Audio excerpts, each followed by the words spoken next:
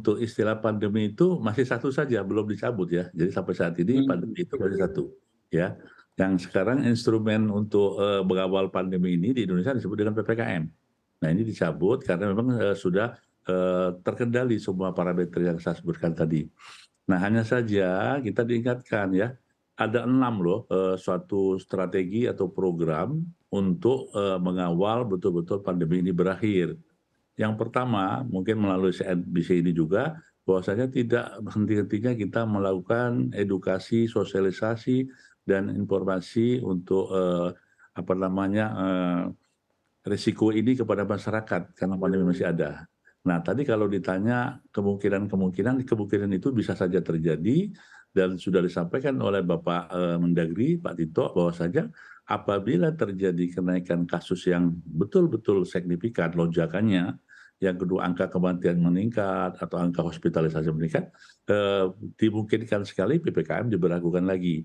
Tapi kita tidak berharap itu karena kita berharap seperti ini masyarakat ikut aware dengan masalah ini.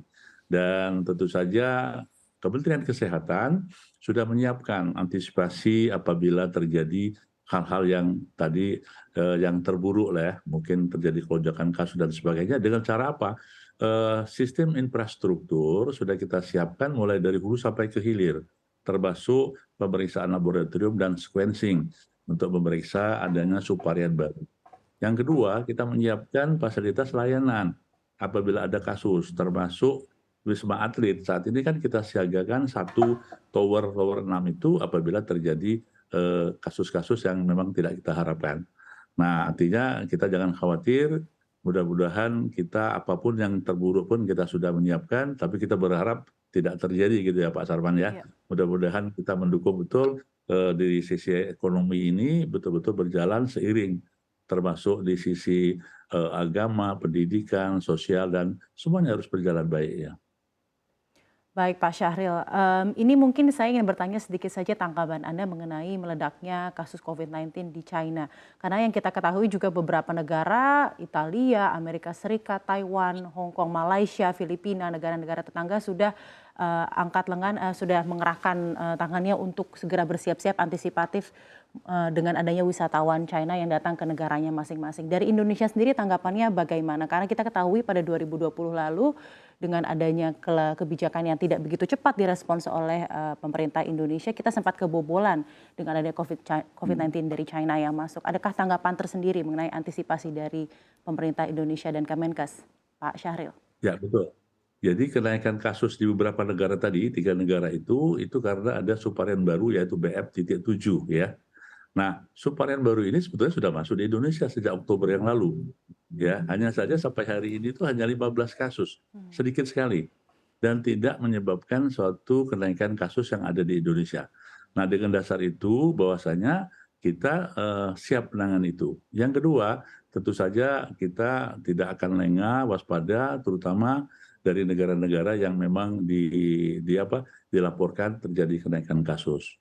Dan tentu saja di pintu-pintu masuk sudah kita sudah menyiapkan semuanya itu, Mbak. Jangan sampai nanti ini terjadi lagi kelonjakan akibat ini. Tapi kita yakin bahwasanya subvarian baru ini, tidak terlalu menyebabkan suatu kenaikan kasus sekaligus angka kesakitan.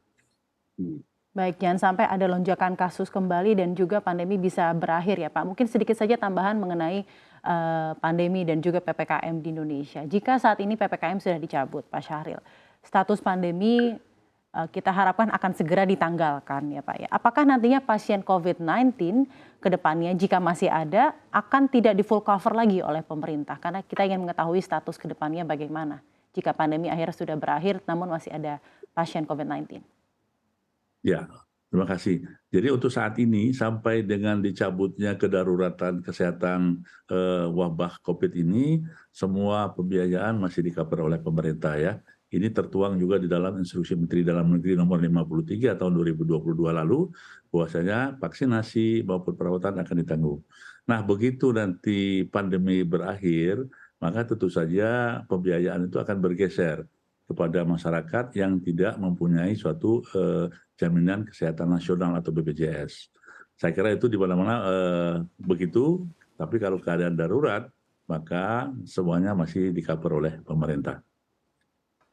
Baik Pak Syahril, saya akan beralih ke Pak Sarman. Ini dari segi pengusaha dan juga masih mengenai optimisme pengusaha di tahun 2023. Tadi Anda menyebut beragam poin optimisme yang akan dilalui dan akan dilakukan oleh pengusaha menyambut 2023. Dari segi tantangan sendiri Pak, di 2023 ini apa saja tantangan yang kemungkinan besar akan dihadapi oleh dunia usaha dan industri di Indonesia di tahun 2023, apalagi kita tahu ada ancaman resesi global yang diproyeksikan terjadi di tahun depan.